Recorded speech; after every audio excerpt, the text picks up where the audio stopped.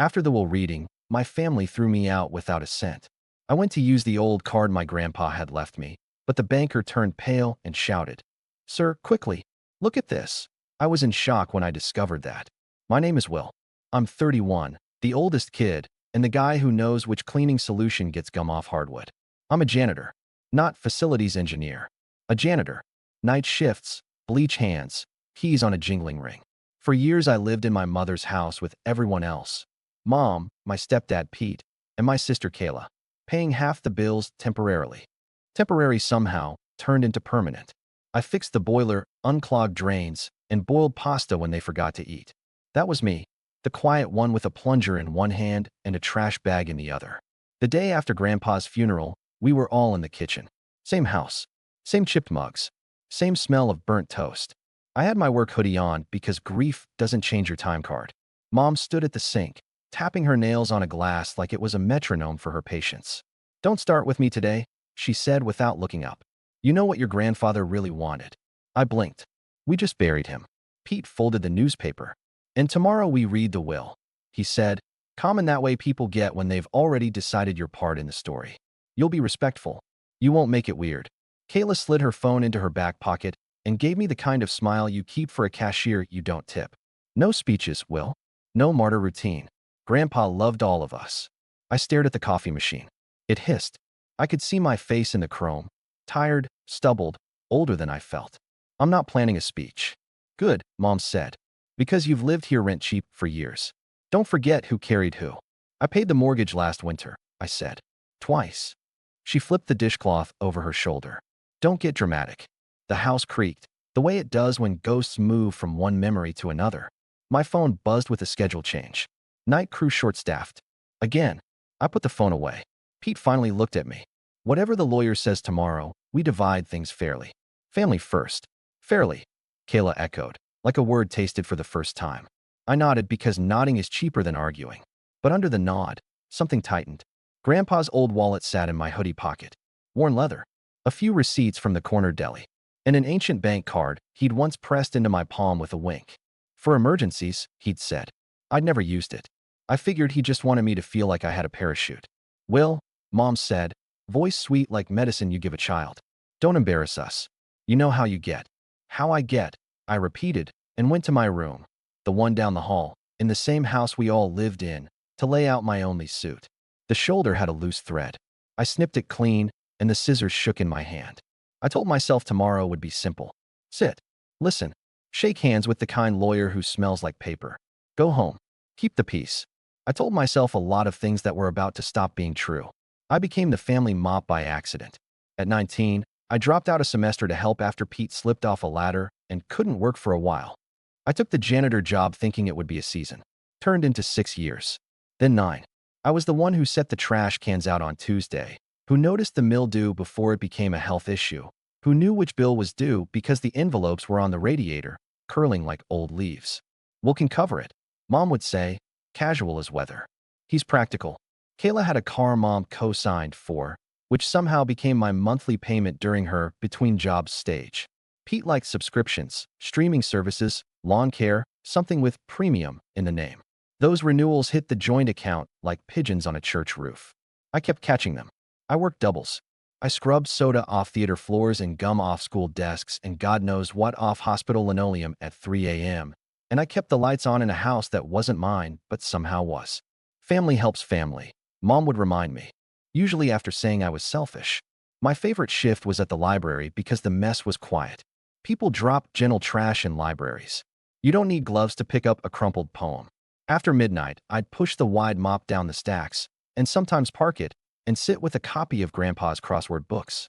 He taught me to fill squares with pencil. He was a truck driver who retired with bad knees and good stories. When I was 10, he'd sneak me butterscotch candies and whisper, "Don't argue with fools, Will. There's no prize."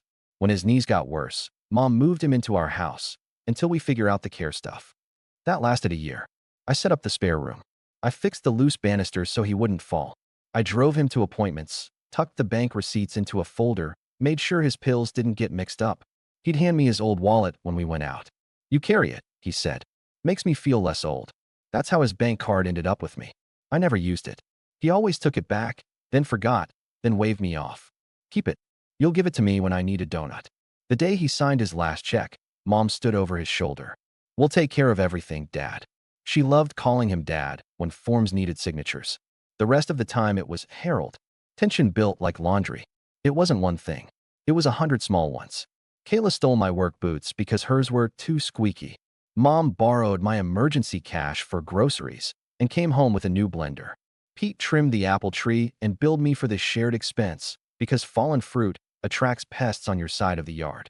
Side of the yard, I said, pointing at the patch of grass that belonged to all of us and none of us. He shrugged. Rules are rules. Every month, I told myself I'd move out. Every month, the math said, not yet. Rent in our area ballooned while my wages stretched like thin rubber. I took on an early morning office building. That meant I slept in 90-minute slices. I kept a change of clothes in my locker at work so the house wouldn't swallow my uniform in the laundry when Kayla did her quarterly wash. Grandpa and I talked at night. He'd sit at the kitchen table with the crossword, glasses low on his nose. You look tired, kid. Productivity icon. I'd say, stirring instant noodles. You got more backbone than you think, he'd answer. You just keep it in storage. Then last spring he got pneumonia. Hospital, rehab, the whole grim tour. He came home thinner. The house felt smaller. Mom did that voice she reserves for visitors. We're all pitching in. It's what families do. I nodded because what else was there to do? An envelope arrived in June from his bank with a reminder about a safe deposit box. Mom snapped it up. I'll handle this. She said it like the way you say, I'll handle dessert. Grandpa asked me to go with him next time. I said soft. She tapped the envelope against her palm. He forgets. He didn't. A week later, he pulled me into his room. Keys in my tackle box. He whispered, like we were boys planning a fishing trip. If something happens, you'll know. Know what? You'll know. He patted my shoulder. Don't argue with fools, Will. When he died, the house went quiet in a new way. Not the soft quiet of a sleeping TV. The heavy quiet of a door bolted from the inside. Mom cried in front of people and smiled when they left. Pete stacked the sympathy cards like poker chips. Kayla posted a carousel of photos with a caption full of angel emojis. I cleaned the casserole pans. I cried into a dish towel because that's what was within reach. Then came the lawyer's call. We're reading tomorrow. My stomach dropped. Not because I wanted money. Because I knew what money did to this family, even when there wasn't much of it. That night, I overheard the living room whispers. He knows about the box, Pete said. So? Kayla asked, bored and brittle. So we present a united front, Mom replied. We've been carrying him. He owes us. He owes this house. He lived with us, Pete said, like I was a couch. Exactly, Mom said. I lay in my small room, in the same house we all shared, and stared at the ceiling. There was a crack running from the light fixture to the corner, a thin, dark line, a map to anywhere else. I had $180 in my account after bills. If the bus fare went up, I'd be walking. I pressed Grandpa's wallet to my chest and still smelled the faint trace of his aftershave. When I finally slept, I dreamed of pushing a mop in a hallway that never ended. Every door I passed had a sign, family first. Every time I tried a handle, it shocked me. I woke up sweating. The clock read 3:12 a.m. Morning came anyway. The lawyer's office had the old book smell that makes you feel like you shouldn't breathe too loud. We sat on leather chairs that side. Mom wore her church face. Pete looked like a man auditioning for a reasonable stepdad. Kayla was there because angles are useful in photographs. Mr. Delaney, the lawyer, adjusted his glasses. Thank you for coming. Mr. Harold Cole left a simple will. Simple, Mom repeated, relieved, like she'd just been told the teacher curves grades. Mr. Delaney read. Grandpa left small bequests to a veterans charity and the library for the janitors who keep it running. He'd told me once, and my throat tightened. He left his tools to Pete. He left Kayla the old camera because she always pointed it at light. Then he paused and smiled at me. And to William, he said, he leaves his personal effects, his safe deposit box, and the contents therein, with a letter to be opened in private. The room chilled. Mom's smile didn't change shapes. It just lost temperature. Of course, she said. We'll open the box together as a family. Mr. Delaney shook his head. It's specifically named to William. Surely we. It's William's legal property, he said, firm. Pete leaned forward. We've taken care of Harold for years. We've housed William. Any assets should belong to the person he chose, Mr. Delaney finished. That's the law. Kayla exhaled slow. So what's in it? She asked me, like I had packed the thing myself. I don't know. I said, Which was the truth? My hands were damp. Mom turned to me. Her voice dropped in that sugar poison way. We are not doing this, Will. Don't embarrass us. Grandpa didn't mean for you to run off with things. We'll keep the box here. We'll decide together. You live under this roof. I pay under this roof, I said quietly. Watch your tone, Pete warned. Mr. Delaney slid a small envelope across the table. There's also a letter to the family. He cleared his throat. Harold wrote, Please do not fight. I've seen enough of that in this house. I trust Will to do what's right with what I've set aside. Silence. Kayla's jaw tightened. Mom's nails tapped the armrest. Tap, tap, tap. Fine, Mom said finally. We'll talk at home. We drove back in a cloud of words that weren't spoken. At the house, as soon as the front door closed, the volume went up. Give me the key, Mom said. I don't have it, I said, which was half true. The key was where Grandpa said. A tackle box under his bed. In our house. Pete's face pinched. Don't play games. Kayla stood with her arms folded. This is ridiculous. I walked down the hall to Grandpa's room. The bed was neatly made. I'd done it that morning because grief makes you fold corners. I knelt, pulled out the metal tackle box, and lifted the lid. There it was, a tiny brass key on a string and an index card with Grandpa's tidy block letters. Will, box 317. Emergency. Don't argue with fools. When I stood, Mom was in the doorway. You're not taking that alone, she said. Grandpa said. Grandpa is gone. Something in me stood up that hadn't stood up in years. I slipped the string over my head. The key settled warm against my chest. I'm going to the bank, I said. I'll come back. We'll talk. Pete stepped aside, a wall dressed like a man. I brushed past. Kayla rolled her eyes hard enough to see her own brain. Don't make this a thing, she said. It already is, I answered. I walked out of the house we all lived in, the house I'd kept running with my paychecks and calluses, and for the first time in a long time, I felt my own feet. I took the bus because the car was family property. The bank was cold like banks are. Polished floor. Pins on strings. A printed sign about community values next to a rack of loan pamphlets. Hi, I told the teller. Safe deposit box. 317. I held up the key with fingers that trembled. She smiled professionally. One moment, sir. I'll get our manager.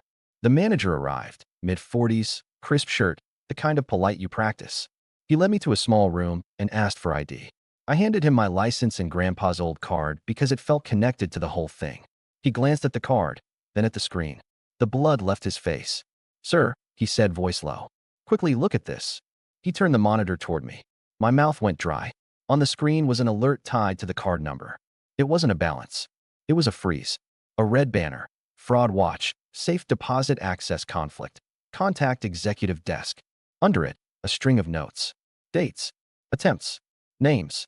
The manager, his badge said David, swallowed. We flagged multiple unauthorized attempts to access the box in the last week. Only one person is listed as owner, William Cole. My grandfather said he wanted me to. David nodded. Yes, he listed you. Only you. But there were two people trying to get in on Tuesday, and again yesterday with a copy key and a letter. The letter wasn't valid. I knew those dates. They lined up with hospital days and whispers in the living room. I thought I might throw up. Sir, David said gently, there is also a note from our legal team. It says that if you appear, to ask you to open the accompanying envelope in the presence of bank staff. He gestured to a sealed white envelope in the file. On the front, in Grandpa's block letters, for Will, with a banker. My throat closed. I nodded. We went to the vault. The heavy door swung open like a slow planet. Box 317 slid out with a hush. David set it on the table and stepped back. We can stay or give you privacy. Stay, I said. My hands weren't steady enough for secrets. Inside the box, a stack of documents bound with a rubber band, a blue spiral notebook, and a small gray flash drive. On top, another envelope. I opened it with a paper knife because the moment felt ceremonial and I didn't trust my fingers. Will, Grandpa's handwriting said, neat and stubborn. If you're reading this, I've taken my last ride. I left you the box because I saw how this house bent your back. I tried to say things out loud, but your mother hears what she wants. You were kind when no one paid you back. I had some savings and I didn't tell them because I wanted you to have a chance. It's not millions. It's enough to breathe. Use it to get out. Also, I kept records. I'm old school. In this notebook are the times your mother used my card without asking and the cash I gave Pete that never went to bills. I didn't want drama, but truth is truth. The flash drive has copies of statements. Give them to the lawyer if they try to make you feel crazy. Don't argue with fools. Love you, kid. A hot, shaky laugh broke out of me, then an ugly sob right behind it. David handed me a tissue like he'd done this before. Under the letter was a cashier's check receipt. My eyes ran the numbers 3 times before they made sense. $142,600. Grandpa had liquidated a certificate and put the funds under my name, an account I'd never seen because it lived in the bank's private client side with his trucker buddies' pooled savings club. The balance hadn't been touched. There was also a folder of signed instructions to the bank, time-stamped, notarized, airtight. David exhaled. "I'm sorry for your loss," he said, and I heard the subtext, "and for the circus you walked in with. Someone tried to access this," I said, pointing at the notes. He nodded. "We'll handle it. If anyone attempts again, the account is flagged." Outside the vault, my phone exploded with notifications. Home, home, home, Mom, Kayla, Pete. Group chat lighting up like a building on fire. MOM, where are you? Bring the key. Pete, we need to see the contents. Kayla, don't be weird. A new message popped up before I could put the phone away. MOM, if you take anything from that box without us, don't come back. You hear me? Don't come back to this house. I read it twice. 3 times. The words settled like ash. This house, the one I scrubbed, paid for, warmed in winter. I was still in my suit. My shoulders ached from years of carrying groceries and water heaters and other people's emergencies. I felt suddenly, sharply awake. I typed slowly. Me, understood. David watched me, careful. Do you have somewhere safe to go? He asked. I realized I didn't. Not yet. My backpack sat at the bank of chairs in the lobby with a pair of work gloves peeking out. My life fit in something you could misplace. I will, I said. Soon. He nodded like people do when they don't want to push. We can provide a cashier's check or open an account in your name. Also, regarding the attempted access, would you like us to notify your attorney? Please, I said, and gave him Mr. Delaney's card. I left the bank with a folder in a crisp blue envelope and the kind of quiet you carry in your chest when you realize the argument ended without you. I walked 2 blocks to the bus stop and sat on the plastic bench. The city moved around me. Cars. A kid on a scooter. A woman arguing on speakerphone about a deposit. When the bus came, I didn't get on. I texted my night supervisor instead. Me, emergency. I can't make tonight. Supervisor, you okay? Me, I think so. Long story. Supervisor, take the night. Come tomorrow. I ordered a cheap motel for 2 nights with the debit card I'd opened on the bank app while my hands were still shaking. I went back to the house in daylight because daylight makes people behave. They didn't. Mom met me on the porch, arms crossed. Pete behind her, a bouncer who also does taxes. Kayla by the window, phone up like a witness for social media. Give me the box, Mom said. It stays at the bank, I said. My voice surprised me. It was steady. You're not taking our things, Pete puffed. They're Grandpa's things, I said, and he left them to me. Kayla laughed. What things? Receipts. Receipts, I repeated. Yeah. Mom stepped forward. You live here. For the next 10 minutes, I said. To get my clothes. You're not serious. I am. Kayla scoffed. Over what? A notebook? You think you're better than us because Grandpa felt sorry for you? I stared at her. I think I'm done. Done with what? Being the wallet with a mop, I said. Being told I owe you for existing. Don't you dare, Mom hissed. Don't you dare act like we didn't feed you. I fed me, I said. And you.